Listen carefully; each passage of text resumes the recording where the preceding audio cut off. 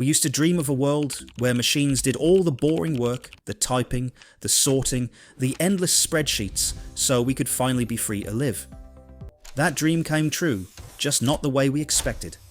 Today, AI doesn't just help us work, it is the work. It doesn't sleep or complain, it doesn't need weekend salaries or coffee breaks.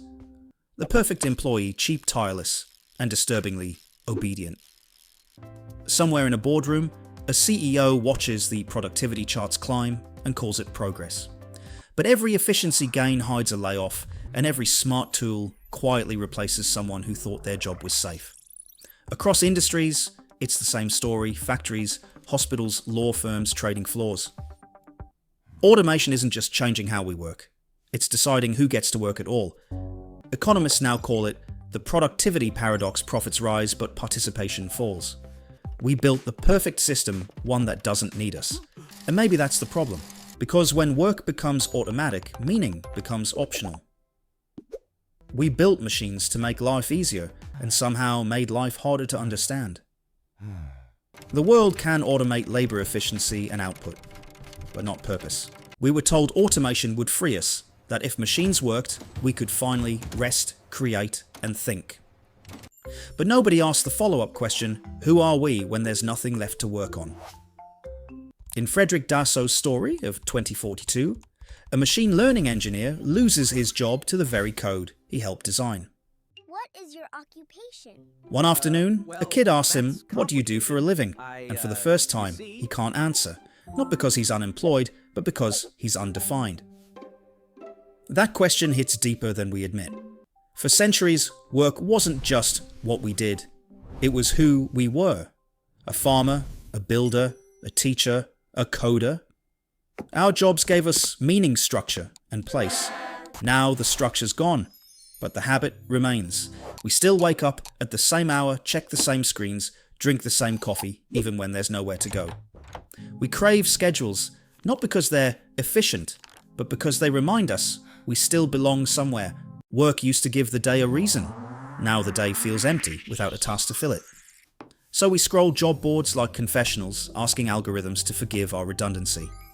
We chase upskilling programs that promise relevance as if self-worth were a subscription we must renew every quarter.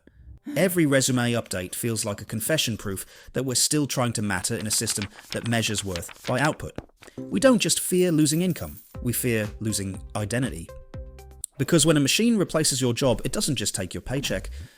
It quietly steals your answer to the question, who are you? Governments talk about universal basic income, but no paycheck, no matter how guaranteed, can replace the feeling of being needed. You can automate labor, but you can't automate belonging. Maybe that's the real paradox of progress. We built machines to liberate us from work and ended up prisoners of purposelessness. Everyone says AI makes us more productive, that it handles the repetitive stuff, emails, reports, checklists, so humans can focus on what really matters. Sounds perfect, right? Except no one can agree on what really matters. In most companies, AI productivity just means do the same work faster with fewer people. A 2025 HRD survey says 41% of firms use AI to summarize data, 40% to generate documents, and 33% to check for errors. All the dull, repetitive stuff gone. But if AI took the boring parts, why are workers still burned out? Maybe because when you remove the grunt work, you don't remove the pressure, you just move it higher up the ladder. Now we're expected to be creative, strategic, insightful, all at once, all the time. The emails are shorter, the meetings are faster, but the expectations never stop expanding. The hours saved by automation don't return to people, they get reinvested into more deadlines, more reports, more deliverables. Efficiency becomes a loop. Every time we get faster, the world just speeds up to match. Our new job isn't to work, it's to justify our existence to the algorithm. Every meeting recorded, every task timed, every output measured. We've become our own performance metrics, and when everything is measured, nothing feels meaningful anymore. We confuse motion with progress, activity with achievement. It's not productivity that's the illusion, it's the belief that more always means better. The irony. Productivity keeps rising profits too, yet wages barely move, and satisfaction collapses. We're not working smarter, we're just running faster. The hamster wheel's invisible now, but it's still spinning. Automation promised freedom from repetition. Instead, it created a new kind of repetition, one that happens inside our heads, the endless cycle of proving our worth to a system that doesn't care who's behind the numbers. After all that automation, here's the twist: the world is running out of something far rarer than code or capital humans. It turns out robots are brilliant at repetition, but painfully bad at real life.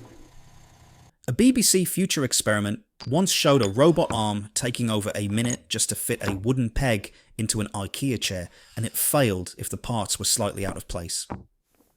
Humans, on the other hand, can navigate chaos fixing, improvising, empathizing. We don't need perfect instructions, we just figure it out.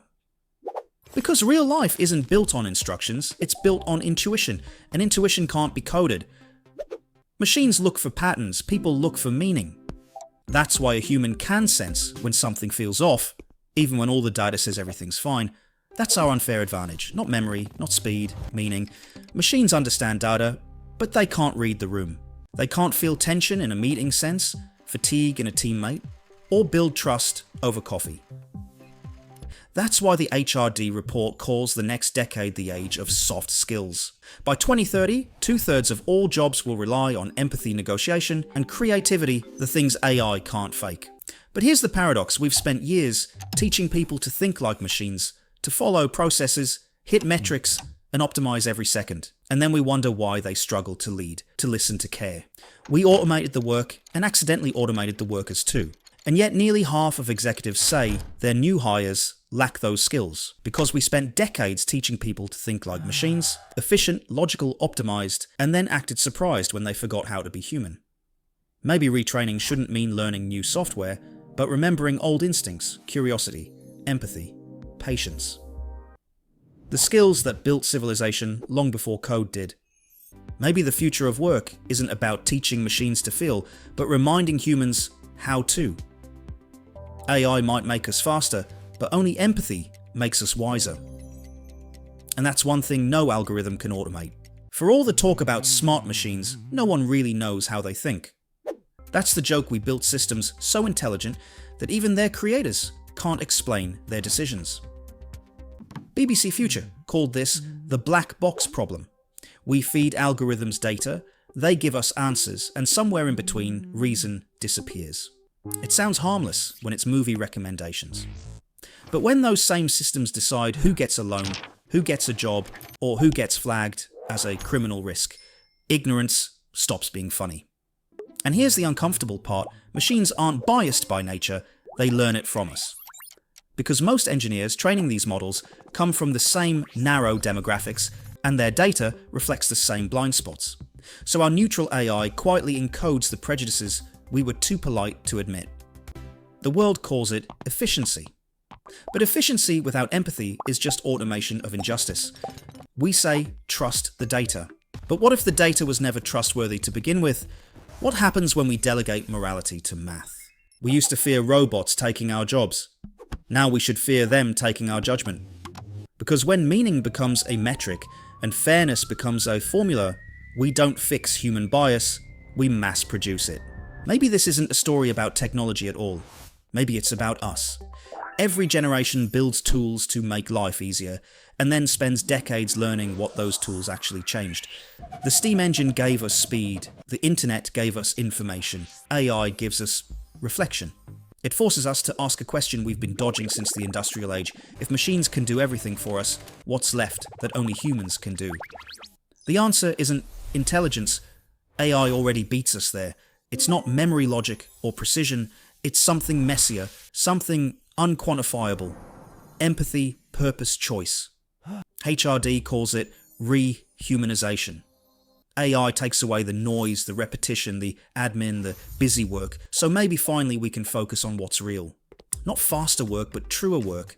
Not smarter systems, but wiser decisions. Because meaning isn't built into the code, it's built into connection in how we teach, mentor, forgive, and trust.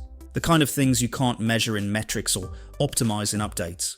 And as automation grows, value may no longer come from how much we produce, but from how deeply we understand. The rarest skill won't be coding, it'll be caring. So maybe the point isn't to make machines more like us, it's to remember what being human really means. AI can process data, but only humans can process meaning.